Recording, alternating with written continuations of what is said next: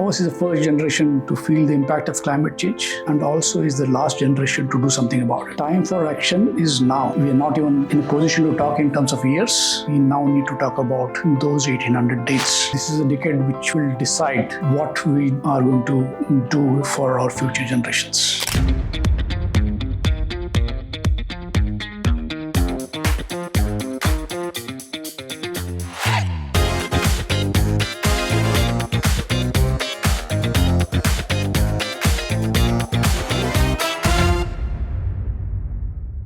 Hi everyone, welcome to MITCON Podcast. Today we have our guest Mr. Anand Chalwade, who is Managing Director of MITCON Consultancy and Engineering Services Limited. Today we'll be understanding about MITCON stands, how it works, how it functions, and followed by the subjects like climate change, carbon credit. Always excited to discuss or talk about MITCON and climate change. It's a passion. To understand what MITCON stands for, we actually need to understand the context of early 80s of India. India had put a lot of industrialization through PSUs, but in late 70s, early 80s, there was a need to deepen the entrepreneurship beyond PSUs, get the role of private sector, private entrepreneurs, youth into industrialization or entrepreneurship. That's where government and central government and state governments, development financial institutions like ICICI, IDBI, IFCI, thought of putting in framework of technical consultancy organizations. Somewhere in 1979, government really passed the resolution to form about 18 technical consultancy organizations. Those were in the form of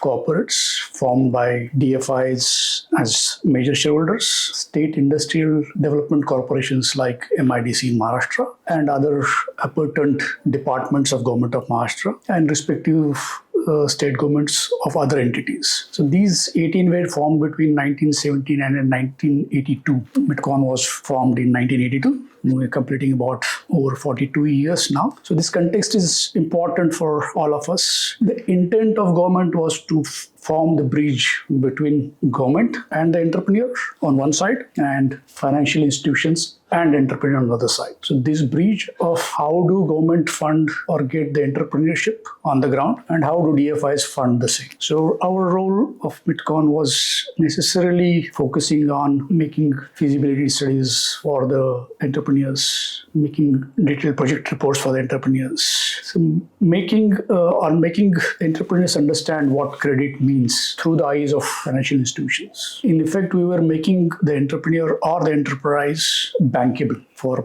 DFIs and the government as well. So government had a lot of schemes, various sectoral schemes, whether it was industry, heavy industries, food, agriculture. So how does entrepreneurs comply with guidelines that are required under the scheme and also simultaneously make his project bankable so that DFIs could fund his expansion or fund his greenfield projects. So that's where the journey started. So we were necessarily shaping the dreams of nation and dreams of youth from 1982. And this bridge, looking at the context, since the involvement of government was there, the involvement of DFIs were there, and the decade of 80s where we were developing more socially relevant enterprises rather than just the enterprises. So we started and continue to remain socially relevant sort of enterprise, or we help enterprises or entrepreneurs to develop socially relevant projects. And being a bridge, one of the very important factor that was required in that decade of 80s was being an expert, but simultaneously be approachable by the entrepreneur. So if you look at all the entrepreneurs coming from across strata of society, going beyond tier 1, tier 2, tier 3 cities, approachability of expertise is something that is uppermost. And MITCON specifically caters and sees to it that we are seen as an approachable experts. So that enterprise or entrepreneur finds the solution and is able to ask relevant questions, able to bounce off his ideas without hesitation to us. So that's how MITCON started. We were helping governments to implement a lot of socially relevant schemes, also helping DFIs to fund the enterprise or entrepreneurs. And we continue to do the same in 2013 when DFIs were the role of as the time passed, the role of DFIs was becoming less relevant as economy progressed. So in 2013, when the DFIs were no longer DFIs, they had become private banks. Both ICICI, IDB and IFC were out of the government umbrella, and state government departments also were on their own to develop the entrepreneurship among it. That's where in 2013 we listed ourselves on stock exchange so that we become more public oriented. So now we're completely board governed entity without a sponsor promoter for us. So this mechanism or this journey of 40 years and patronage of governments and DFIs have lent an institutional character to the entity. So MITCON remains to have very, very strong institutional character and governance framework, which sort of always has social relevance and approachable expertise at its core while dealing with any of its stakeholders. Somewhere during this decade, 2013 to 2017, most of our services, starting from energy audit, again, centrally sponsored schemes were there, or skill development, or environmental compliances that were required, or implementation of various schemes of food and agriculture ministry, of helping industrial corporations. So all of it had some angle of a sustainable development. Mm-hmm. We were catering to needs of youth, needs of larger social base rather than needs of few. So those being socially relevant, these were fulfilling sustainable development goals in terms of energy, in terms of environment, in terms of employment, in terms of at the basic level, hunger, education. So somewhere in 2015-16, we sort of, with all of the team members, we thought of making this as a central theme of our existence. I won't call it as a pivot for MITCON, but just putting together the pearls that were actually and already doing SDG contributions into a beautiful necklace. Climate is suddenly affecting all the SDGs simultaneously and very, very dramatically, and that's why climate centrality continues to be there for MITCON's activities. And we will allow to be will be an organization which holistically addresses climate change so that SDGs also needs SDG fulfillment happens simultaneously. Climate change or climate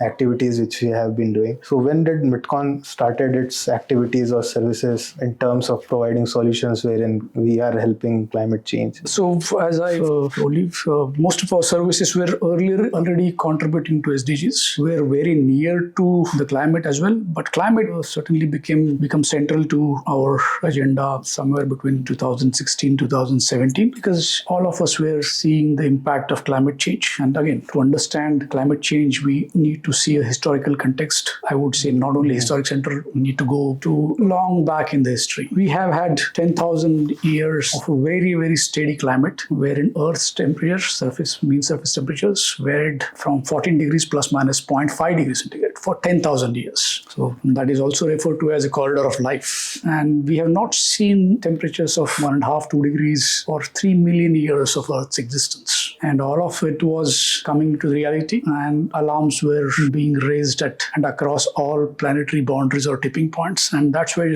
we thought we certainly need to make a meaningful contribution to the climate agenda while maintaining our core of social relevance and approachable expertise. And that's how we started our various segments of how do we help decarbonization, how do we change the use of heat, particularly in the industry, how do we make buildings more greener, how do we change our food habits, how do we promote responsible consumption, how do we, of the 100 gigatons of materials that we take from Earth, how do we recycle most of it? And we then put across these activities into actionable sort of projects, and we pitch those to our clients. And we do believe inherently that it's not only good for climate, but it's also good for economics. And we deliver that to our clients in terms of economics as well. And wherever there are some gaps between economics and the climate agenda, there are mechanisms whereby international bodies as well as national bodies are compensating that economic pain or discomfort taken by enterprise through mechanisms of emission attributes or what we call as a credits. And there are multiple credits like carbon, plastic, water,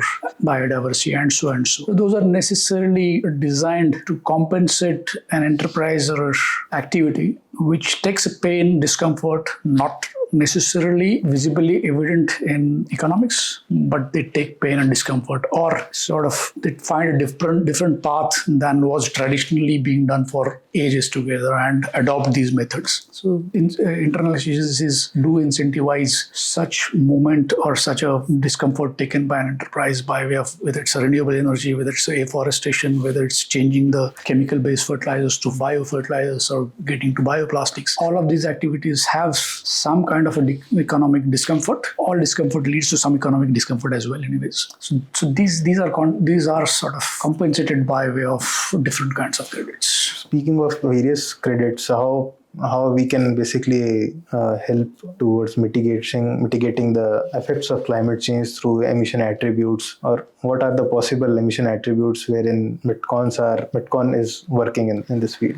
Well, it's important to understand few concepts when you talk about climate change and carbon or GHG emissions. Carbon budget is a very important concept that was evolved, and few other concepts like planetary boundaries or tipping points. So it's important again to look at how this genesis started while Agreement of Nations happened in 2015 at Paris. But it is important to look at IPCC reports since almost 2001, which is now almost 25 years since IPCC started looking at climate in much greater depth. Our understanding of Earth system also was evolving. The context was different. In 2001, we understand much more about Earth system today, and we also understand much less about Earth systems, how they perform or how they maintain, how does Earth maintain its equilibrium across the systems. So if you look at IPCC 2001, the early reports, we were talking about 5 degrees as a tolerable temperature for Earth, and that Earth systems will be able to sustain or maintain the stability or the resilience of Earth even at a 5-degree shift. But over the period of IPCC 1 to IPCC 6, now that we know much more, now that we're seeing the impacts like 2023, hottest ever year on the Earth. We have not seen something like this in last 125,000 years. 2024 doesn't seem to be different. It is again blaring through the roof. So IPCC, through multiple research, multiple understanding of various climate scientists, we have been forced to reduce this 5 degrees to 1.5 degrees. So where did this 1.5 degrees come from? It is through a lot of scientific database on how this Earth systems will not be able to remain stable or maintain stability beyond 1.5 degrees, whether it's a melting ice, coral reefs, Amazon basin, or multiple tipping points. There are 16 tipping points, of which five are already crossed and no longer act as stabilizers. In fact, those are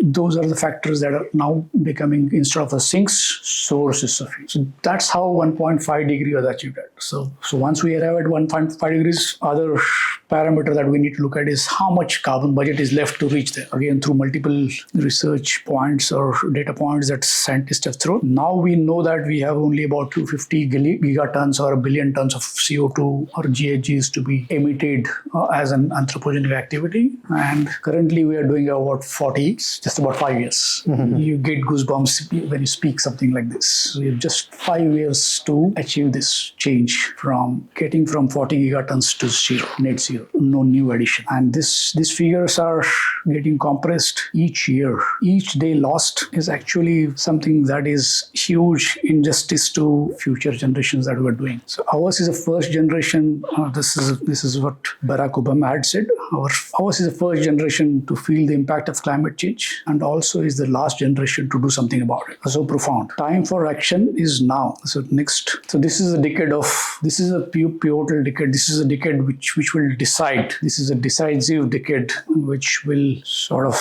decide what we are going to do for our future generations. So it's not even now, we are not even in a position to talk in terms of years. We now need to talk about those 1800 days. So next 1800 days is what we have to achieve this agenda. Is it doable? Yes, it's certainly, I wouldn't say we should lose all the hope, but there is a window of hope. And we have demonstrated on few things, but a lot to be done on multiple parameters, like renewable energy. The world has done remarkably well on renewable energies. While all said and done, we've been speaking since Paris a lot about it, but at the end of the day, we have not reduced our emissions even in a single year, barring 1 year where we saw a dip because of COVID. We continue to increase every year. The slope is very steep to achieve. So we need to work on multiple fronts, the largest being decarbonization of various industries, the largest being the energy. And that's where MITCON comes into picture, where we have the energy transition division, which starts with energy audits or in understanding how is energy consumed in an enterprise, in a building, in a data center, in a mall, in a multiplex, in a hospital, in an educational institution. So we create a footprint on how energy is consumed by an enterprise, holistically look at how it can be reformatted to use more and more renewable energy. How do we also, if there is a heating or cooling being done, how will we shift that to a more greener, whether it's a bio-based or green electricity based. These are difficult, particularly heating, cooling. These are the difficult ones to achieve, but certainly we are not in the position to even use the word difficult. This is where we are. We need to do it. And so we help enterprise to arrive at their goal or their gliding path towards net zero as early as possible. If they don't do it now, they will be forced to do it by the market forces in next couple of years, because various global treaties or global agreements, legally binding agreements, will force the trade, all trade or all exchanges of goods or services will happen with embedded carbon mentioned into all of them. And organizations or enterprises will look to become net zero. And so everybody who is in this complex, which is who is serving somebody through products or services, will necessarily have to become net zero. Whether we talk about 2030, 2040, 2050, 2070, whether we talk about legally binding commitment or just the commitment, but we need to do it. So that's how we have built our services. Like in energy transition, we also help clients with carbon footprint, circularity, mitigation efforts. Also, sometimes wherever we find hard to abate sectors, help clients to mitigate or rather offset their emissions by way of purchase of credits. But that's something like as a last resort, client or enterprise has exhausted all possible options, which typically enterprise today doesn't sort of look at holistically to consume all possible options on the table. Obviously, for economic reasons, some of the alternatives that are available today, particularly for carbon capture or use of electricity for heating and cooling, some of them are not technologically ready and some of them are not economically feasible. But the transition is on the way. So we put across all the options to the client, whether those are implementable this year or next 4 years or next 10 years. Then client decides on which ones to be adopted first, which ones, and then we also help them with implementation of those. If client is doing these projects, we also help them to register these projects for carbon credits and get them any emission attributes if they are doing these activities, and try and see that if they are undertaking such activities which are putting them at economic disadvantage vis-a-vis others, they are well compensated by these credits. We also have, going beyond energy transition, we have also looked at bio as a large segment of our activities. We do see photosynthesis as a central theme for most of the needs of humanity. Photosynthesis, while it uses carbon dioxide naturally, how do you use bio as a process for most of the daily life goods that we use or daily consumption that we use, whether it's a cloth, whether it's a table, whether it's a shoes, whether you watch. So most of these atoms are from chemicals that have precursors as a fossil fuel. Most of these are fossil fuel based. So we already have got our lab in place, which has done most of the activity on converting sugar, starch, cellulose, lignins into a variety of arrays of this chemical. So while India continues to focus on ethanol, and rightly so, in the beginning, we will try and shift most of the fuels that we use, whether it's diesel, petrol, naphtha fuel oil, to some bio-based fuels. So like we have large ethanol wing, which wherein we do end-to-end solutions for any sugars or cellulose to be converted into ethanol. We start from pre-feasibility studies to entire implementation of the plant and post-commissioning support as well. So whether it's a diesel or aviation fuel, we have put in our own biodiesel plant, and we'll continue to look at or pitch this plant to our clients so that multiple feedstock, bio-based feedstocks, whether it's used cooking oil or other vegetable oils, which don't form part of a food value chain, are used to generate this fuel. So those two activities will consume next 2 to 3. We will be sort of at the forefront for next 2 to 3 years, wherein we will change our mobility completely from fossil fuels. I would say next 5 years from fossil fuels to either electricity or bio. EVs also we cater to, wherein we have our skill development activity caters to reskilling of entire internal combustion engine mechanics to EV mechanics, entire value chain of trade, which is dealers, distributors of various auto components, to get tuned to EV value chain or EV supply chain. So that forms important part of our activity as well. So we will continue to do more and more, because technological readiness levels on use of bio-based chemicals, which we refer to as a green chemistry or green chemicals. Whether it's like we discussed about fuels, whether it's a petrol, diesel, biogas, we have put in a lot of R&D on CBG from various sources, whether it's a waste mud, municipal solid waste, or animal excreta, or agriculture residue. So there also we have put in our technical efforts, and we're ready with our solutions for our clients to put up small as well as large plants and also generate credits out of those. On the chemistry side, we need to put in a lot of efforts, because that's a large and difficult transition, and it's not economically feasible at this point in time that we overnight switch to bioplastics or bio-generated PETs or similar molecules like bio-nylon or something like that. But we would continue to focus on those areas as well. Through our compliance or reporting services, which are preparation of various reports required for environmental approvals, environment social impact analysis, BRSR, ESG reporting, sustainability reports, all of this we help our clients to fulfill their compliance related or reporting requirements. So that, as economy or these activities will start becoming more greener, more public pressure will start coming on. Public pressure in the terms of all the stakeholders will start putting in place the mechanisms to monitor enterprises on these parameters. So we are ready to help enterprises on how do you collect the data. This data is now at this point in time is beyond the normal IT system, the companies. We would bring that data into the forefront and help the companies to seamlessly report on these compliance requirements. We'll continue to look at technological solutions to multiple segments. Like we recently launched our activity on Earth observations or satellite monitoring, which helps us on multiple sectors, whether it's infrastructure and or agriculture. Again, the theme or central to these services should be reduce the carbon footprint of those activities, whether it's a regenerative agriculture, whether these observations should enable us to sample the soil, assess the requirements of fertilizers, pinpointed rather precision requirement of water, which is again fresh water is a huge scarcity and needs to be monitored. Chemical fertilizers, use of biofertilizers, organic certifications. So all of this, if it has to be monitored, there are no better solutions than satellite. We have started that service, which wherein we help both policy making bodies and our farmer level and our commodity players to get to the regenerative farming, wherein we are able to reduce the carbon footprint of agriculture. And same on the infrastructure. How do you enhance the longevity of infrastructure? How do we enhance the quality of infrastructure during execution or project execution itself, whether it's the roads, railways, our transmission, ports. So all of this, we are been able to give proof of concept on how do we implement or how to use Earth observations to improve the quality of asset or improve the longevity of these assets. We are also looking to integrate services of drones into these activities, where we are able to again help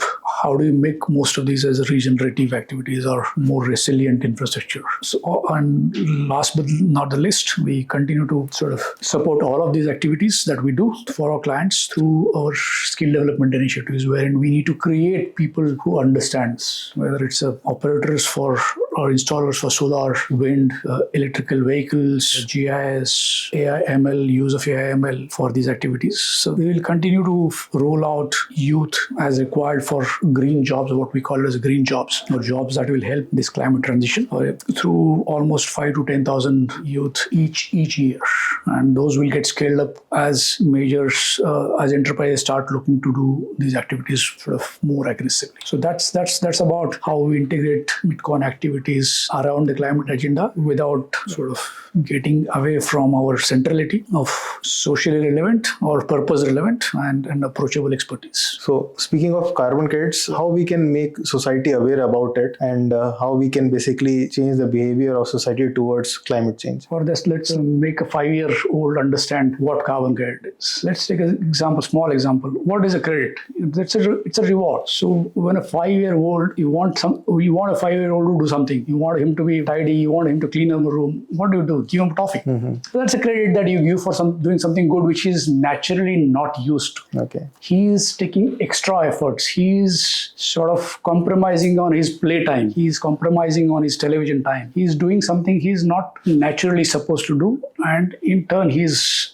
getting rewarded for. Credit is same. It's no different. So somebody is taking that extra burden, extra discomfort to avoid emission. We will stick to carbon because there are other credits as well. We will get into that details as well. But somebody is taking extra economic burden or discomfort by putting up solar on his roof, by using the electrical scooter, by avoiding chemical fertilizers, by avoiding burning of agriculture residue, by using drip irrigation. So all these activities, if somebody is doing and taking economic burden, that is, he's spending extra than a guy who was, suppose we two are neighbors and I am using bioplastic in my home, bio-based degradable plastic in my home and you are not. I am spending more, you are not. I have rooftop solar on my home, you are using the grid electricity. So I have spent something extra. So that needs to be incentivized. That good guy needs to be given credit for. And that's how concept of a credit came into existence, to compensate for that discomfort,